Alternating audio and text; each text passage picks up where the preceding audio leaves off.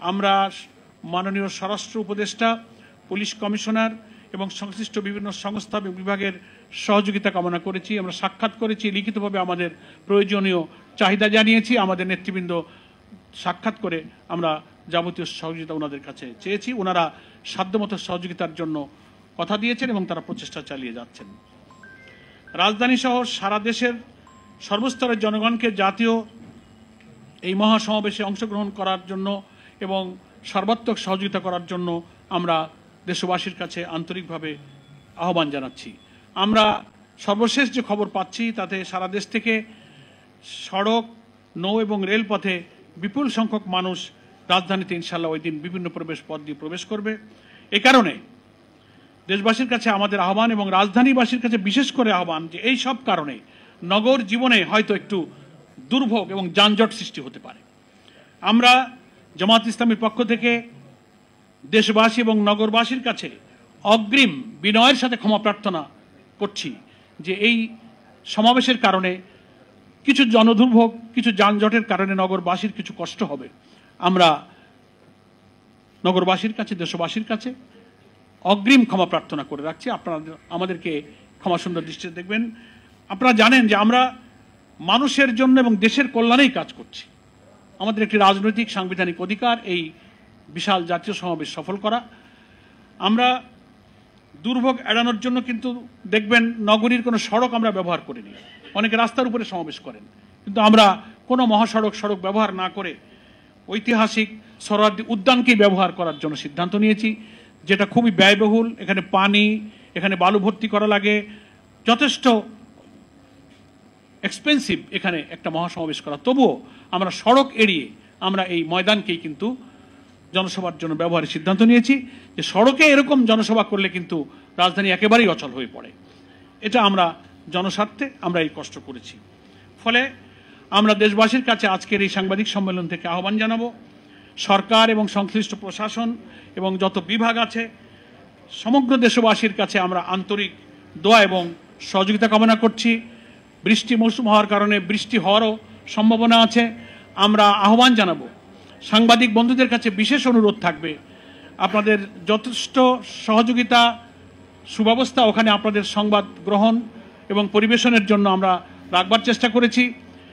আমাদের এই জাতীয় মহাসমাবেশে যারা উপস্থিত হবেন, বৃষ্টি হলেও তারা যেন শৃঙ্খলার সাথে এই সমাবেশ সফল করেই তারপর সমাপ্তি পর্যন্ত থাকেন, সেই আহ্বান আমরা আগের থেকেই জানিয়ে রাখছি। আমাদের সেই মোটিভেশন আগের থেকেই চলছে।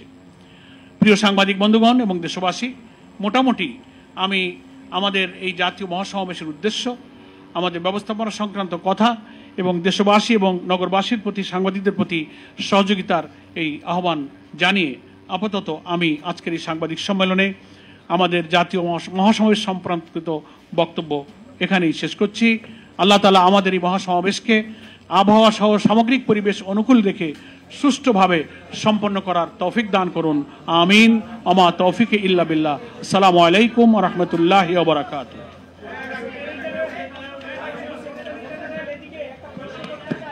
প্রশ্ন আপনাদের থাকতে পারে, খুব স্বাভাবিক। একজন করে যদি করেন খুব শর্ট। আজকে প্রসঙ্গটা তো জনসভা, অন্য প্রসঙ্গে না গেলে যে একজন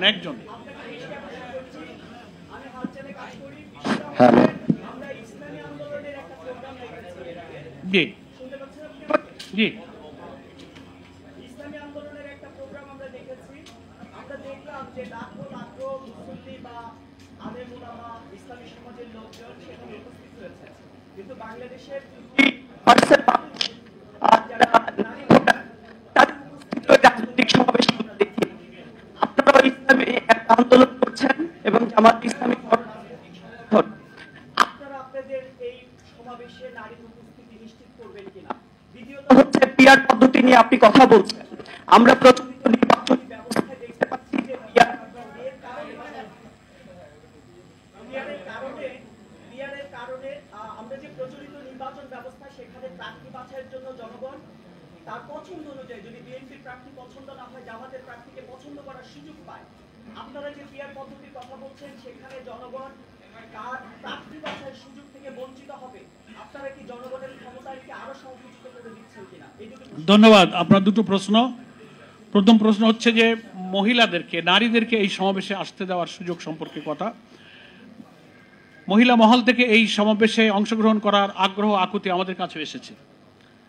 আমাদের সংগঠনের যারা মহিলা কর্মী এবং দায়িত্বশীলরা আছেন তারাও এই আগ্রহ ব্যক্ত করেছেন। এটা নিয়ে আমাদের কেন্দ্রীয়ভাবে সম্মানিত আমিরে জামাতের উপস্থিতিতে আমরা বিস্তারিত আলোচনা করেছি যে এই বিশাল জাতীয় মহাসমাবেশে তাদেরকে আমরা অংশগ্রহণ করবার কোনো সুযোগ দিতে পারি কিনা। বিস্তারিত আলোচনার পর আমরা দেখেছি এই লক্ষ লক্ষ মানুষের এই সমাবেশে তাদের নিরাপদ পরিবেশে বর্ষা মৌসুমে একটু বসবার ব্যবস্থা, ভেতরে প্রবেশ এবং বাইরে যাওয়ার নিরাপদ, সুশৃঙ্খল, ঝামেলামুক্ত কোনো পরিবেশ এরকম এই মাঠে করাটা অসম্ভব। আমি একটু লেট মি ফিনিশ। আমাদের অনেক সমাবেশে মহিলারা থাকেন, তাদের জন্য আমরা সেপারেট অ্যারেঞ্জমেন্ট থাকে। আর মিডিয়ার কল্যাণে আপনারা তো লাইভ ব্রডকাস্ট করবেন অনলাইন, সারা দুনিয়া ঘরে বসে, শুধু দেশ কেন সারা পৃথিবীর প্রান্ত থেকে এই সমাবেশ তারা দেখতে পারবে। এটার জন্য আমরা দুঃখিত।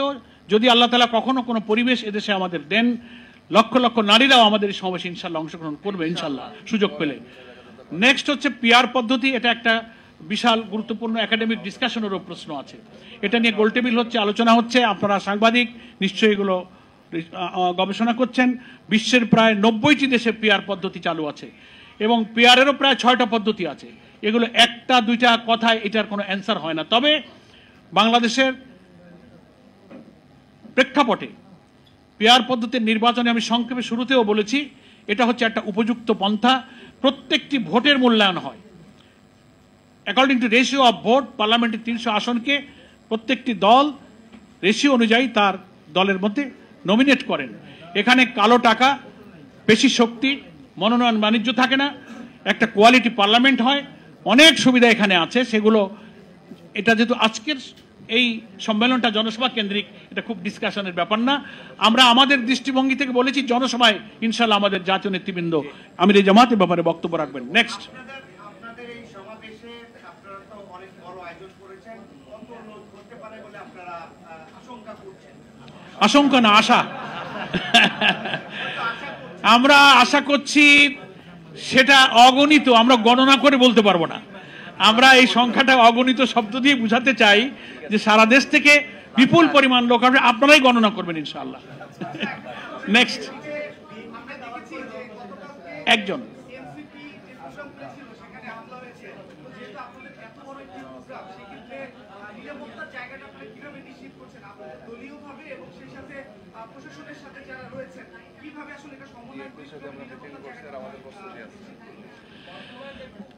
একটু হয়ে গেছে, একটা উত্তর দিয়ে দিই। আমরা আলহামদুলিল্লাহ, এটা খুব গুরুত্বপূর্ণ এবং বর্তমান পরিস্থিতি এটা একটা গুরুত্বপূর্ণ ইস্যু। এটা নিয়ে আমরা পুলিশ কমিশনারের সঙ্গে আমাদের নেতৃবৃন্দ বসেছেন। আমি আমাদের ডক্টর আব্দুল মোহাম্মদ তাহের স্বরাষ্ট্রমন্ত্রীর সঙ্গে সাক্ষাৎ করে কথা বলেছি। স্বরাষ্ট্র উপদেষ্টা নিজেই টেলিফোন করে কালকে আমাদের জনসভার সিকিউরিটি এবং ব্যবস্থাপনা সম্পর্কে খবর নিয়েছেন। বিভিন্ন এজেন্সি এ ব্যাপারে কাজ করছে। আশা করছি আমাদের নিজস্ব স্বেচ্ছাসেবক আমাদের ব্যবস্থাপনা নিয়ে আমরা আশা করছি আল্লাহ তাআলার সাহায্য পেলে, আপনাদের সহযোগিতা পেলে ইনশাআল্লাহ সুষ্ঠু সুশৃঙ্খলভাবে এই সমাবেশ এদিক থেকে হবে। আর গোপালগঞ্জের ইস্যুতে আমরা তীব্র নিন্দা এবং ক্ষোভ প্রকাশ করেছি। গতকালকে তাৎক্ষণিকভাবে বাংলাদেশ জামাত ইসলামী রাজধানী ঢাকা সহ সারা দেশে আমরা বিক্ষোভ মিছিল করেছি।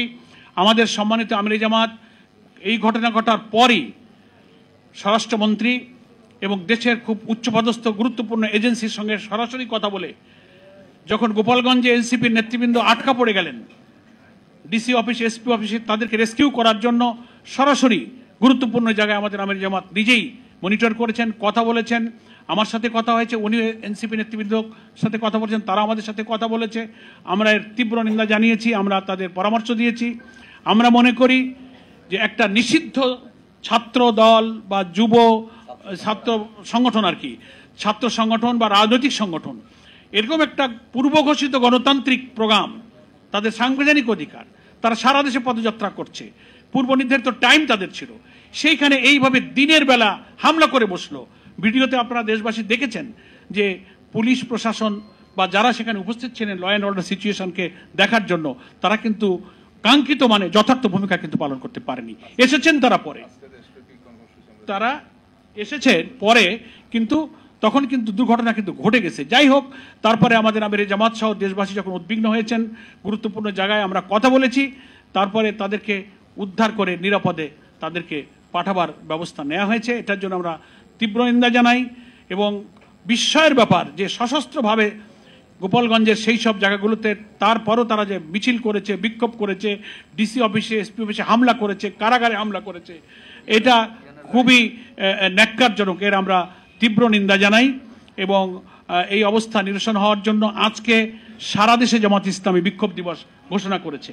সারা দেশের সকল মহানগরী জেলাতে আমরা বিক্ষোভ মিছিল করব। আমরা প্রত্যেকে স্টেটমেন্ট করেছি। আমিরে জামাত ফেসবুকে তার গুরুত্বপূর্ণ স্ট্যাটাস দিয়েছেন, সবই হয়তো আপনারা দেখেছেন। আমরা ফ্যাসিবাদ বিরোধী আন্দোলনে যারা রাজপথে ছিলেন, যারা জুলাই অভ্যুত্থানের চেতনা লালন করেন, তাদের উপর এই জাতীয় যে কোনো ফ্যাসিবাদী হামলাকে রুখে দেওয়ার জন্য জামাত ইসলামী দৃঢ় প্রতিজ্ঞ আছে। তাদের পাশে আমরা থাকব।